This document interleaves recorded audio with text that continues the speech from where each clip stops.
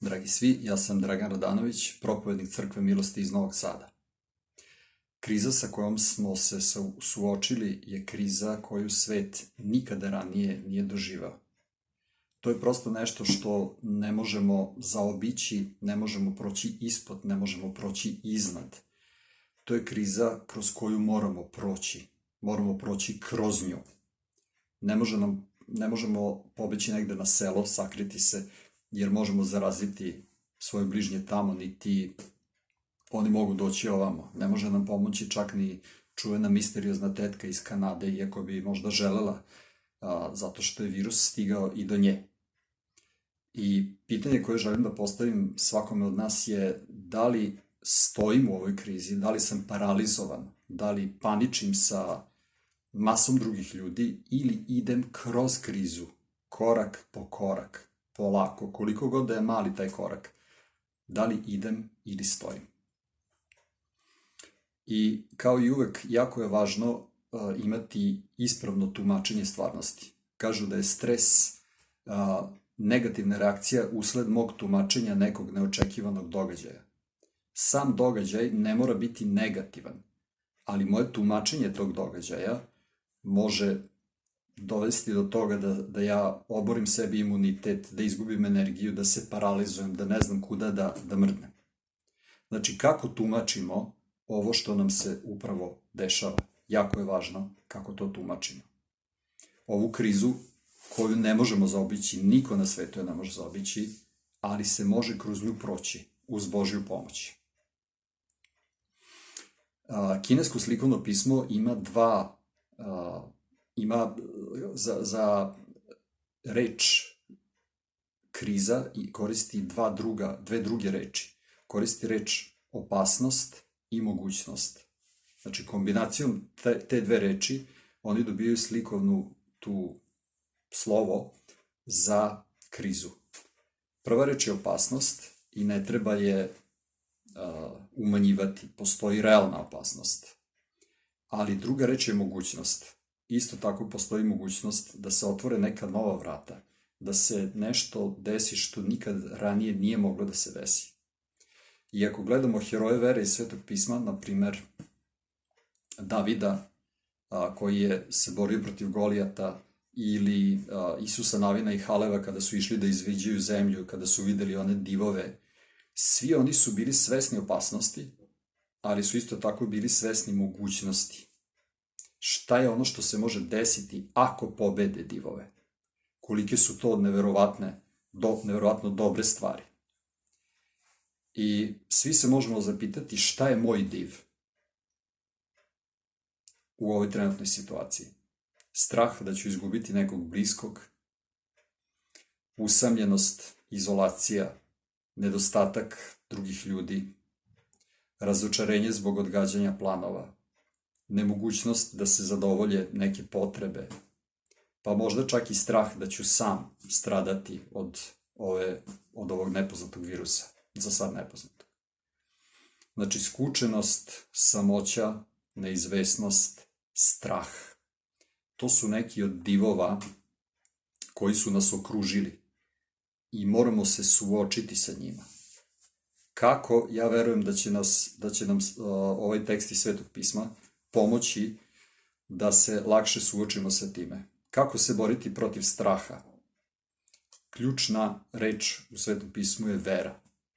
I vera nije samo zbir istina o nekoj nevidljivoj stvarnosti. Vera nije samo da verujemo da postoji Bog i da On nagrađuje one koji ga traže. Vera je pre svega poverenje u osobu. Ili u našem slučaju u osobe, Oca, Sina i Svetog Duha. Ali poverenje u osobu. I vera je nešto što nam može dati smisao dok ga još ne vidimo i pomoći nam da istrajemo na tom pravom putu da bismo prošli kroz ovu krizu. Ja ću ukratko protumačiti 23. psalam i pročitat ću ga prvo iz savremenog srpskog prevoda Svetog pisma. Kaže ovako: Gospod je pastir moj, ni u čemu ne oskudevam. Daje mi da na zelenim livadama ležim, kraj voda me mirnih vodi. Život mi obnavlja radi svog imena, stazama pravim me provodi. Makar dolinom senke smrti išao, zla se ne bojim, jer ti si sa mnom. Tvoj štap i palica utehu mi pružaju. Trpezu prostiraš predamnom naočigled dušmanima mojim, glavu mi pomazuješ uljem, moj pehar se preliva. Da, dobrota i ljubav pratit će me svih dana mog života i u domu Gospodnjem boraviću sveg svog veka. Ovo je reč Gospodnja, slava tebi, Gospode. Ja sam ovaj psalam podelio u 3 dela. Stihovi 1 do 3, dopuštam li Bogu da me vodi? 4. stih, da li hodam ili sam razapeo šator u dolini? I 5. i 6. stih, vidim li šta sve imam s Bogom? I ako se dobro sećam, u sinagogalnom bogosluženju, u tim redovnim čitanjima Starog Zaveta, pre nego što se čita 23. psalam, obično se čita Isaija 46, 6. do 7. stih, koji kaže: neki sipaju zlato iz vreće i mere srebro na kantaru, unajmljuju zlatara da od njega napravi Boga, pred kojim padaju ničice i klanjaju mu se. Dižu ga na pleće i nose, stavljaju na njegovo mesto i on tamo stoji i odande se ne miče. Ako ga neko pozove, on se ne odaziva i nikog ne može da spase nevolje. I onda kao suprotno, znači ovo su ljudi koji su sami od metala, drveta ili koje čega napravili nekog svog Boga, koji je nepomičan, koji je neživo nešto, ne može nikome pomoći i onda to vugle na svojim plećima, na leđima odavde do onde, prosto jedno nepotrebno opterećenje. I kao suprotnost tome imamo cara Davida koji je napisao ovaj psalam i koji kaže: meni je Gospod pastir.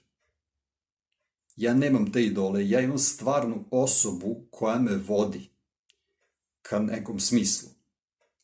I šta mogu biti idoli? U ovo vreme idol mogu biti vesti. Ljudi koji se neprekidno tovare vestima koje su uglavnom negativne. Može biti moje razumevanje stvari. Ja znam bolje nego ovi šta, mogu da idem napolje i tome slično. Može da bude mišljenje drugih. Ja, šta će drugi reći, kako da se ponašam u skladu sa njima, a ne u skladu sa onim što dobri pastir govori. Dakle, David kaže: meni je pastir Gospod, nemam ništa od tih idola i zato ni u čemu ne oskudevam. I onda nabraja stvari u kojima ne oskudeva. To ne znači da mogu da svaki dan jedem, ne znam, pola kile kulena i teglo i vara iz Makedonije ili tome slično, ali znači da ću imati dovoljno koliko mi treba da bih bio slobodan da budem okrenut ka drugima, a ne samo ka sebi. Da ne taložim, ne skladištim tone WC papira, brašna, ovog onog, nego da budem neko ko je slobodan i čiji život i u ovoj situaciji ima smisao. U 2. stihu David kaže: daje mi da na zelenim livadama ležim, kraj voda me mirnih vodi.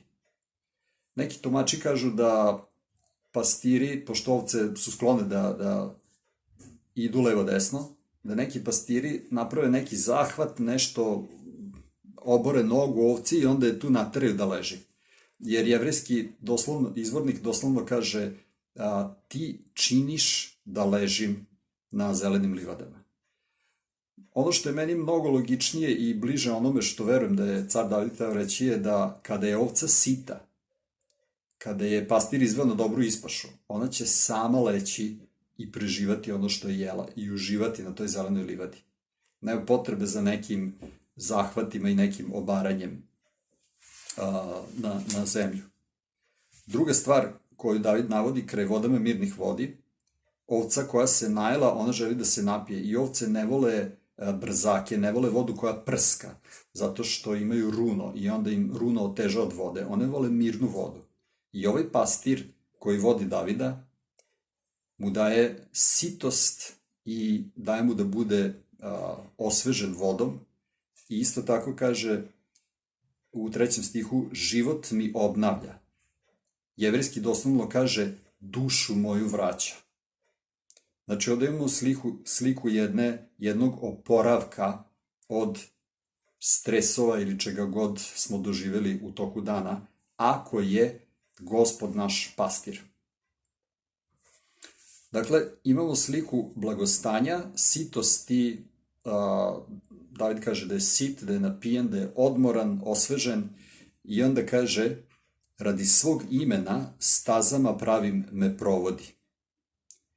Drugim rečima, uvodi red u moj život, uvodi smisao, daje mi pravac koji nije ajde idemo gde god idemo, nego postoji neka mudrost u tom kretanju, u tom mom kretanju. Iako sam ovca. I ono što je zanimljivo da Sveto pismo nas poredi sa ovcama, to nije baš neka uzvišena slika, ali je realna. Kažu da ovca kada uđe u bure koje je oboreno, ne zna da izađe iz njega, nego mora pastir da je vuče napolje. Ja ne znam da li ste vi imali takvih situacija u životu, ja sam ih imao gomilu gde sam došao do slepe ulice i nisam znao dalje kuda. I hvala Bogu da je on reagovao i poveo me pravim putem. Dakle, Bog ne želi da nas vodi putem propasti, Bog želi da nas vodi ispravnim putem. On ima dobar plan za nas. Bog je onaj koji je izmislio svako zadovoljstvo, uživanje i tome slično. Znači, Bog želi dobro i u Svetom pismu se otkriva kao dobar, kao dobri pastir. I red i smisao u mom životu nisu prisutni zato što sam ja bolji od drugih, nego ovde kaže imena tvojega radi.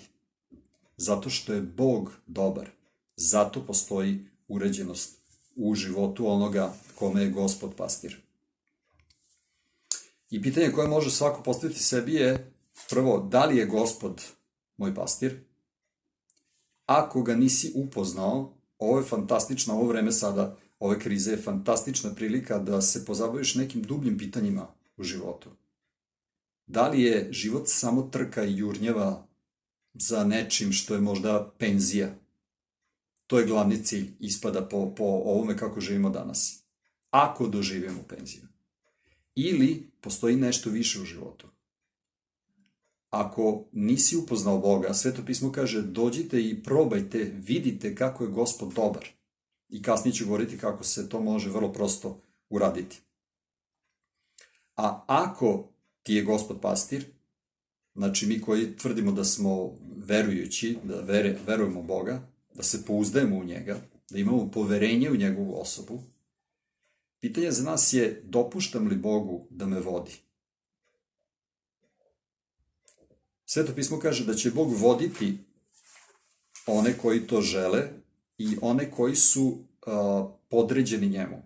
U Psalmu 32, nakon što je ispovedio svoj greh, isti ovaj car David kaže, odnosno Gospod, po nadahnuću David piše šta Gospod govori, Psalm 32, 8. i 9. stih kaže, naučit ću te i pokazati ti put kojim treba da ideš. Pokazat ću ti put kojim treba da ideš. Savetovat ću te i držati te na oku. Ne budi kao konj ili mazga koji nemaju pameti, kojima se upravlja žvalama i uzdama, jer ti inače ne prilaze. Ili neki drugi prevodi kažu, inače im ne prilazi. Dakle, Bog želi da imamo razumevanje stvari, da ne budemo divlji, nego da budemo pod njegovim vodstvom, jer onda će naš život imati smisao i pravac i smer. Dakle, dopuštam li Bogu da me vodi? I druga stvar je, Bog će nas izvesti na pašnjak, ali on neće jesti i piti umesto nas. Mora postojati duhovna disciplina. Da li čitam ovo Sveto pismo ili se drogiram vestima? I tome šta je rekao ovaj, šta je rekao onaj, koliki će biti policijski čas, neće biti ovog, neće biti ovog, i ko zna kakvim realnim ili nerealnim negativnim stvarima, koje mi neće učiniti ništa dobro. Dakle, moja obaveza je da čitam Sveto pismo i da se molim, da provodim vreme sa Bogom. I kasnije ću malo reći kako se to može učiniti. Dakle, Bog će nas izvesti na pašnjak, ali mi moramo jesti. mi moramo piti, mi se moramo hraniti, pre svega tim duhovnim blagoslovima, jer kada čovjek tumači stvarnost ispravno, onda je sve mnogo lakše, onda je mnogo manje stresa. Smisao ove duhovne sitosti i odmornosti nije da samo kao ovce blejimo, nego da se okrenemo ka drugima koji su u potrebi i da njima pomognemo. Dakle, prva 3 stiha, dopuštam li Bogu da me vodi, i onda u 4. stihu se menja scena. Nekako se oblaci navlače, pastir vodi ovcu, i ovo je zanimljivo, pastir vodi ovcu u dolinu senke smrti. Ovca je sita, odmorna je, osvežena je, krenula je napred, međutim vidi iza žbuna senku vuka. To je za nju smrt. Želi da ide nazad, okrene se nazad, međutim vidi iza drveta drugog vuka. Tamo iza nekog kamena vidi trećeg. Dolina senke smrti. Međutim, ono što se dešava sa ovom ovcom iz 23. psalma je da ona ide dalje. Zašto? Pa ona je poslušala predavanje 3 koraka kako izbeći strah. Ili 6 koraka kako se suočiti sa senkama smrti. Ništa od toga ne mora biti obavezno loše, ali ne vidimo to iz psalma, nego vidimo da je ova ovca ima pouzdanje i ide napred. Kaže ovde, makar dolinom senke smrti išao, zla se ne bojim, jer ti si sa mnom. Ona zna da je dobri pastir uz nju. I onda kaže dalje, tvoj štap i palica utehu mi pružaju. I kada sam prvi put čitao ovo štap i palica, činilo bi se kao, pa čekaj, jel ovaj pastir sad teroriše ovce ili šta se tu dešava? Međutim, to su zapravo oružja i oruđa koja koristi pastir da bi ovcama bilo dobro. Ova palica je nešto kao neki pendrek, ali drveni, od tvrdog drveta se pravio, imao je oštre ivice, namerno je tako urađeno, i pastiri su bili veoma vešti u bacanju te palice, tako da ako bi neka zver želela da naudi ovcama, pastir bi uzeo palicu, bacio i zver se ne bi dobro provela. Znači, ako je pastir sa mnom, ja mogu ići kroz dolinu senke smrti, on će me čuvati od spoljašnjih napada sa svojom palicom. Druga stvar koju koristi pastir je štap, i to je onaj veliki štap koji ima zakrivljen vrh. Episkopi u tradicionalnim crkvama imaju takve štapove i pastiri su ih imali nekad. Dakle, svrha tog štapa je da produži pastirovu ruku, jer neka ovca će možda krenuti stramputicom i onda on može uz pomoć te kuke da je zakači i lako vrati na pravi put. Dakle, palica nas čuva od napada s polja, pastirov štap nas čuva od nas samih, jer smo skloni da često odemo u neku stramputicu, da napravimo neke konstrukcije u svojoj glavi i da se opteretimo bespotrebno nečim čime ne trebamo biti opterećeni. Dakle, i pitanje koje možemo postaviti sebi je da li prolazim kroz ovu dolinu ili sam u njoj razapeo šator. Mi ljudi se znamo hraniti crnilom, od koga nam je loše, vidimo da nam nije bolje, ali i dalje se hranimo tim crnilom. Jao, jadan ja, evo meni je, nikom nije kao meni tako loše, svi drugi su, ne znam, krivi zbog ove situacije u kojoj se ja nalazim, moji problemi su najveći, slušam vesti, slušam Angelu Merkel koja bi mogla u hororu nekom da glumi kako je, šta je sve izjavila žena kao vođa jedne ogromne nacije, toliko crno, toliko pesimistično. Dakle, da li sam razapeo šator u toj dolini senke smrti? Ili idem korak po korak napred, stopu pred stopu, mogli bismo reći papak pred papak, jer se radi o ovci, ali idem polako, zato što znam da je pastir sa mnom i da dolinu treba proći, iz nje treba izaći. Rekli smo da je ova kriza kao nešto što nas okružuje. Nemojmo stajati, nemojmo biti paralizovani u toj dolini i ne raditi ništa, osim što skladištimo toalet papir i slične stvari.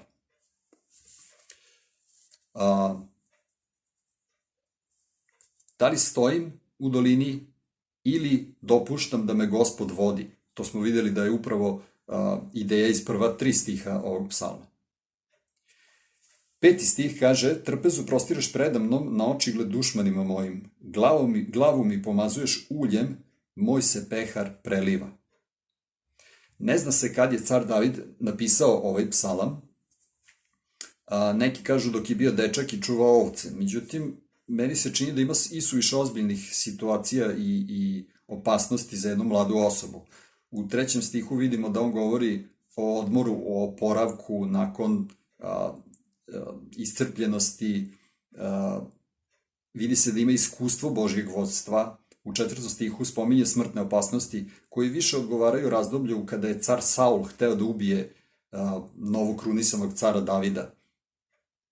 Takođe u 5. stihu se spominju dušmani ili neprijatelji. Dakle, nekako mnogo više odgovara ova situacija osobi koja je zrela nego mlada. Moja pretpostavka je da bi ovaj psalam mogao biti napisan nakon događaja u 2. Samuilovoj 17, i to ću kratko pročitati. Car David je sada na prestolu već dugo, međutim, njegov sin Avesalom je napravio puč protiv njega, želi da ubije svoga oca i želi da se domogne vlasti. Izuzetno nezgodna situacija. Car David beži noću i odlazi u pustinju, u jedno mesto koje se zove Mahanaim. I već se tu nazire pobeda Davidovog pouzdanja u Boga. On kaže, odnosno tekst nam kaže da se Ahitofel, to je mozak iza cele ove zavere, kada je vidio da ga nisu poslušali, on se obesio. Ali David to ne zna. David ide, vodi narod u pustinju i šta se dešava u pustinji? Slušajte sad. Kaže, kada je David stigao u Mahanaim, Šovi sin Nahašev iz Rabe Amonske, zatim Mahir sin Amijelov iz Lodevara i Barzilaj Gilađanin iz Rogelima, doneše posteljine s dela i glininih sudova, a za jelo pšenice, ječma, brašna, prženog zrnevlja, boba, sočiva, meda, gruševine, sitne stoke i kravljeg sira. To doneše Davidu i narodu koji je bio s njim, jer su govorili: narod je u pustinji ogladneo, umorio se i ožedneo.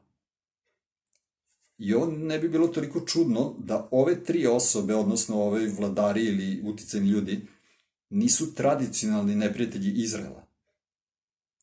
I fantastičnu stvar Bog radi, pravi gozbu u sred pustinje, u sred situacije koja je opasna po život. To je dolina senke smrti.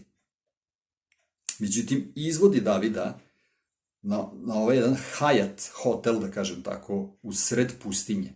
I njegovi neprijatelji su kao konobari. Oni dolaze i služe Davidu i celom narodu. Moj neki utisak da je David napisao 23. psalam upravo nakon ove situacije, kada se Gospod ovako fantastično pobrinuo za njega i prostro trpezu na očigled njegovim dušmanima. Glavu mi pomazuješ uljem, to može biti pomazanje koje je David imao. Inače, ovce su, na Bliskom istoku su pastiri mazali ovce nekom vrstom ulja da ih zaštite od mušica koje su uletale u nos, oči, uši i tako dalje. Znači, tamo gde runo nije bilo gusto. To je slika što se tiče ovaca. Car David je bio pomazan po glavi uljem po kojem je sišao Sveti Duh i osposobio ga da služi kao car. Mi danas, ako verujemo u Boga i ako smo prizvali Svetog Duha u naš život, imamo to pomazanje koje štiti naše misli. Obeshrabrenje nikada neće doći od Božijeg Svetoga Duha. To ne dolazi od njega. Pomazanje koje je na našoj glavi nas štiti. To je carsko pomazanje i pouzdanje da smo sa Gospodom Isusom Hristom iznad svake vlasti, poglavarstva, sila tame, bilo kakve druge sile, pa i virusa COVID-a. I onda imamo sliku pehara, to je znači jedna skupocena čaša, koja se preliva. Ako bi naš blagoslov mogao da se nekako izrazi, da stane u čašu, on bi bio toliki da ne bi mogao da stane. Ta čaša bi se prelivala neprekidno. I onda kaže, ovo 6. stih deluje kao završni blagoslov. Dosta prevodilaca kaže da dobrota i ljubav ili dobrota i milost pratit će me svih dana mog života i u domu gospodnjem boraviću sveg svog veka. Međutim, ovo se može prevesti i kao neka me dobrota i ljubav prate svih dana mog života i stanovaću u domu gospodnjem u danima mnogim i tako dalje. Znači, David prepoznaje Božji blagoslov i ili ga ispoveda ili moli za njega, na kraju u 6. stihu. Ova 2 stiha sam sažao sa ovom izjavom: vidim li šta sve imam sa Bogom. Ako se fokusiram na blagoslove koje imam sa Bogom, onda ne mogu da se fokusiram na negativnosti koje me truju svakodnevno. Ako se fokusiram na negativnosti, onda neću imati u vidu blagoslove. Jedno isključuje drugo. Dakle, šta ću izabrati? To ne znači da zatvaram oči, to ne znači da zabijem glavu u pesak kao noj, ne. Realno sagledavam stvari, ali nisam previše fokusiran na problem, već na onoga koji ima rešenje za problem. Jer ako ne gledam u onoga koji me može izvesti iz ove doline senke smrti, ja ću ostati paralizovan. I vukovi će polako doći do ovce koja se ne kreće, koja ne prati pastira, koja misli da ona bolje zna ili da treba da sluša ovog čoveka ili onog čoveka. Dakle, nemojmo se ušatoriti u dolini, jer onda nećemo videti šta je sve Bog kadar da učini. A u Efescima 3.20 kaže da je Bog svojom silom koja u nama deluje kadar da učini neuporedivo više nego što smo mi u stanju da zamolimo ili da zamislimo. Znači, koliko god da zamisliš neverovatnu dobru stvar da Bog može uraditi, Bog je kadar, kaže Sveto pismo, da uradi daleko više od toga. I da ovo ne bi bila samo neka legalistička propoved, trebaš ovako, nemoj onako, hajde da se podsjetimo šta je izvor snage svakog hrišćanina. To je odnos sa Bogom. Svakodnevno negovanje odnosa sa Bogom kroz, neću vas iznenaditi, 2 stvari. Jedna je čitaj Sveto pismo, upoznaj kakav je Bog, vidi koliko je dobar. Naprimer, knjiga proroka Jezekilja, 18. poglavlje, prorok Isaija, 5. poglavlje, Evanđelje po Luki, 15. poglavlje. Čitajte Sveto pismo da vidite kakav je Bog, da je on zaista vredan našeg pouzdanja. I da je mnogo mudrije slediti njega nego bilo šta drugo. Dakle, čitaj Sveto pismo i to nemoj samo nasumično. Možeš imati godišnji, ima na internetu masa godišnjih planova čitanja Svetog pisma, znači neka bude organizovano. 15 minuta dnevno i za godinu dana si pročitao celu Bibliju. Druga stvar, izaberi jednu knjigu iz Svetog pisma koju ćeš detaljno čitati, detaljno proučavati. Pročitat ćeš je možda 30 puta, nebitno je. Ali gledaj i iz više prevoda. Gledaj da se upoznaš sa jednom knjigom godišnje barem iz Svetog pisma. I treća stvar, dakle, plan čitanja, jedna knjiga u dubinu. I treća stvar, uči stihove iz Svetog pisma na pamet. To je način da Božju reč stavimo u svoje srce, da ona postane deo našeg DNK. Možeš napraviti nalepnice, neke male, napisati stih na tu nalepnicu i zalepiti je na mesto gde često prolaziš ili gde često boraviš. Tako da fotografski, bez puno muke, ćeš moći naučiti neki stih. Dakle, prva stvar je čitanje Svetog pisma, druga stvar je molitva. Napravi spisak ljudi za koje se moliš svakodnevno i spisak ljudi za koje se moliš, ne znam, jedan put sedmično ili koliko god odrediš. Ali imaj neki spisak. Da ne bude da kažeš nekome, molit ću se za tebe i onda to nikad ne uradiš. Nije u redu.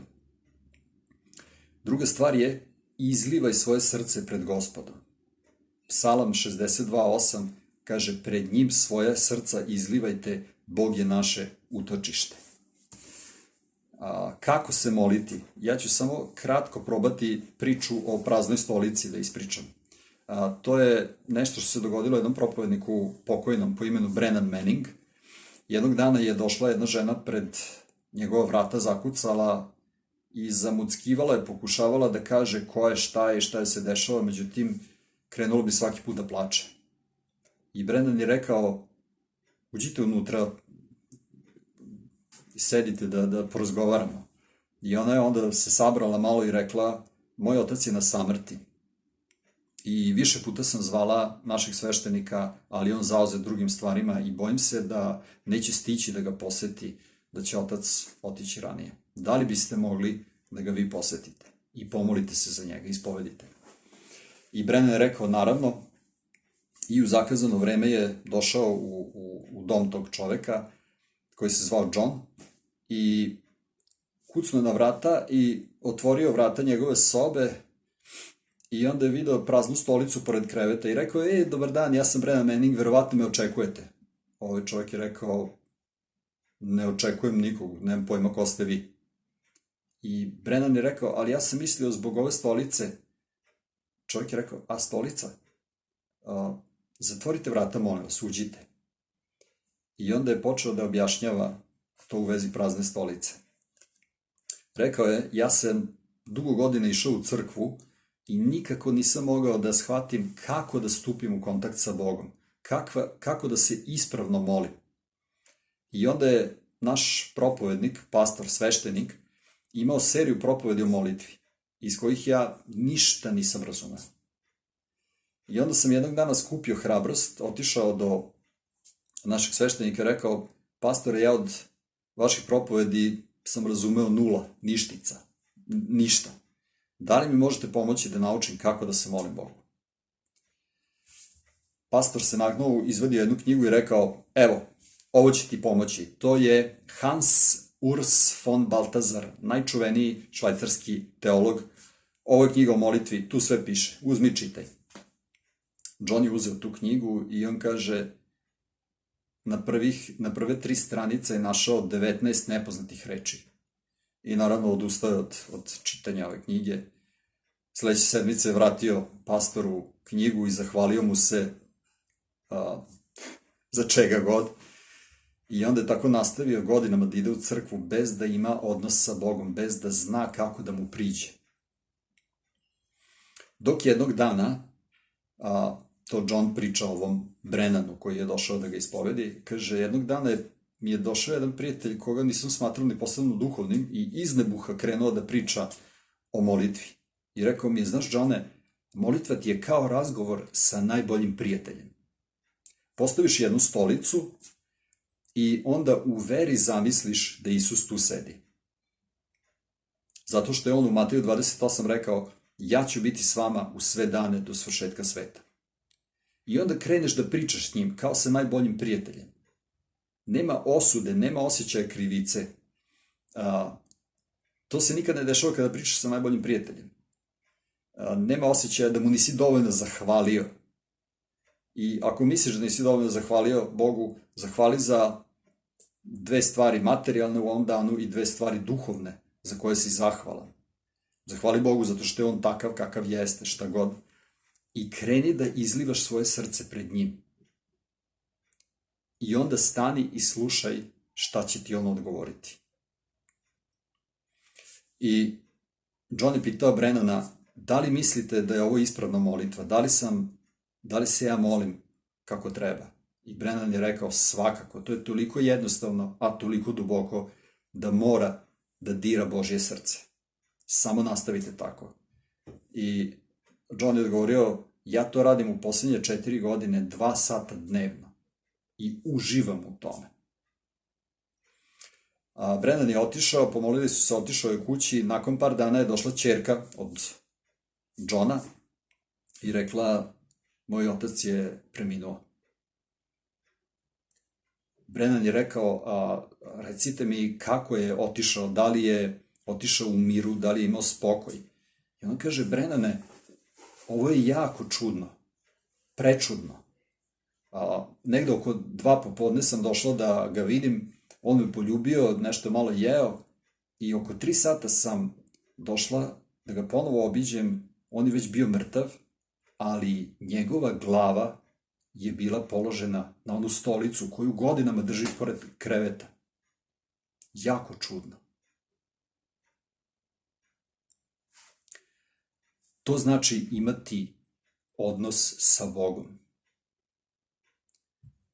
Izliti svoje srce pred njim. Sve ono što te muči, ono što te zabrinjava, ono za čega nisi siguran, kao kad pričaš sa najboljim prijateljem. Ne propusti to. Može ti promeniti život. Promenit će ti život ako budeš krenuo tim putem. I još samo jedna stvar za kraj, u Jovanu 10, Gospod Isus kaže, dobri pastir polaže svoj život za svoje ovce. Ništa od ovoga ne bi bilo moguće da Gospod nije odlučio da dođe na zemlju kao jedan od nas, uzme našu kaznu za naše grehe, za naše brljotine, za ovaj svet koji je u haosu kakav vidimo oko sebe, bude kažnjen umesto nas na krstu. I onda ga Bog vaskrsava 3. dana i daje mu svu vlast i na nebu i na zemlji. Gospod Isus će doći ponovo da sudi živima i mrtvima. Pitanje je da li ja želim da prihvatim to što je Bog učinio za mene ili ne želim. Ako želiš, pomoli se jednostavno svojim rečima, prizovi Svetog Duha u svoj život, zahvali Bogu za grehe koje ti je oprostio i on će početi da menja svoj život, tvoj život.